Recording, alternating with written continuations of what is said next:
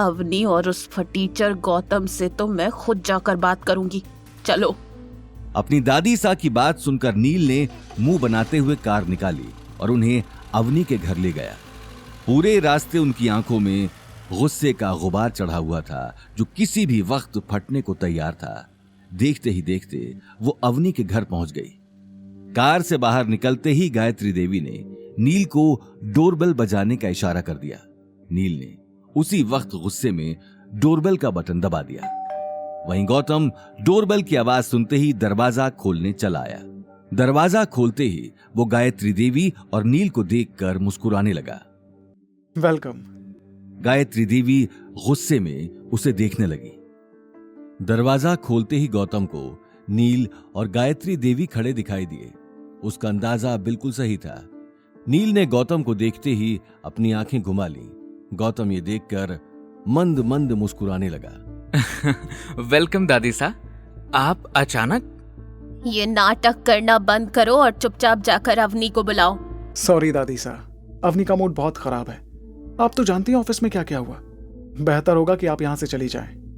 लगता है बहुत पर निकल आए हैं तुम्हारे। मुझे जाने को कह रहे हो? हटो सामने से। घर में कोई तो होगा। अनिल कहाँ है? या फिर उसकी बीवी गीता? क्या सब लोगों का ही मूड खराब है? ये कहते हुए गायत्री देवी घर के अंदर जाने लगी, लेकिन गौतम अभी तक उन दोनों का रास्ता रोककर खड़ा था। गायत्री देवी ने उसी वक्त गुस्से में अपने चेहरे से चश्मा हटा लिया, लेकिन इससे पहले कि वो आगे कुछ कह पाती, गीता अंदर से भागकर आ गई। गायत्री देवी को सामने देखते ही उसके चेहरे पर पसीना आ गया। अरे मासा, आप आइए ना, अंदर आइए। आप बाहर क्यों खड़ी हैं? तुम्हारा ये होनहार दामाद सामने से हटे तो मैं अंदर आऊं ना। ये बात सुनते ही गौतम गेट से हटकर एक तरफ चला गया। गीता उसे आंखें दिखाने लगी। गौतम के हटते ही गायत्री देवी और नील अंदर आकर मुंह बनाने लगे। मासा, आप इस तरह अचानक? कुछ काम था तो आपने मुझे बता दिया होता, मैं खुद चली आती आपके पास। गीता अपने काम में लग चुकी थी। वो गायत्री देवी के दिल में जगह बनाने का एक भी मौका हाथ से नहीं गंवाती थी। गायत्री देवी उसकी बात सुनते हुए सोफे पर आराम से बैठ गई। मुझे तुमसे कोई बात नहीं करनी। जल्दी से अवनी को बुलाओ, मुझे उससे काम है। जी मासा। गीता तुरंत अवनी को बुलाने उसके कमरे में चली गई। अनिल भी हॉल में आ चुका था। गायत्री देवी को देखते ही उसने गौतम को पानी लाने का इशारा कर दिया।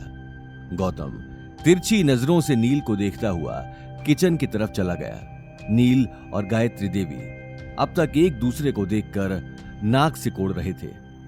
दादी सा, पानी रख दो टेबल पर।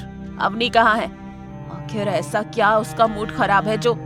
इससे पहले कि गायत्री देवी चिढ़ते हुए आगे कुछ कहती, उसे सामने से अवनी आती हुई दिखाई दी। दादी सा, कहिए क्या काम है? अवनी, मुझे तुम्हारी मदद की जरूरत है। वैसे तो मैं मर जाती, लेकिन तुमसे कभी मदद मांगने नहीं आती। लेकिन क्या करें, कुछ लोग जोधपुर में इतने ज्यादा मशहूर हैं कि उनकी वजह से मुझे यहाँ आना ही पड़ा। गायत्री देवी अपनी बात खत्म करके नील को देखने लगी। मेरी मदद? मतलब मैं समझी नहीं। मैं अभी अभी अवतार ग्रुप के चेयरमैन से मिली और मैंने उसे समझाने की भी कोशिश की, लेकिन वो मेरी बात सुनने को तैयार नहीं है। लेकिन मुझे पता चला है कि अवतार ग्रुप को अब राठौर परिवार ने खरीद लिया है।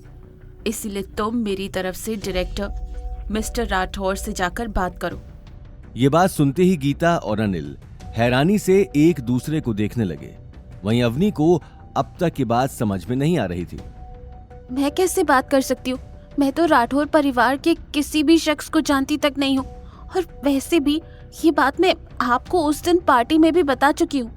मुझे इस बात से कोई मतलब नहीं कि तुम उस परिवार को जानती हो कि नहीं। ये प्रॉब्लम तुम्हारी बनाई हुई डिजाइन से शुरू हुई थी, इसीलिए इसका सलूशन भी तुम्हें ही ढूंढना है। अब तुम्हें क्या करना है, कैसे करना है, ये तुम ही डिसाइड करो। अगर इसका सलूशन नहीं मिला तो समझ लेना कि मेरा तुम्हारे इस परिवार से बचा कुचा रिश्ता भी खत्म हो गया। अपनी बात कहते हुए गायत्री देवी अनिल और गीता को देखने लगी।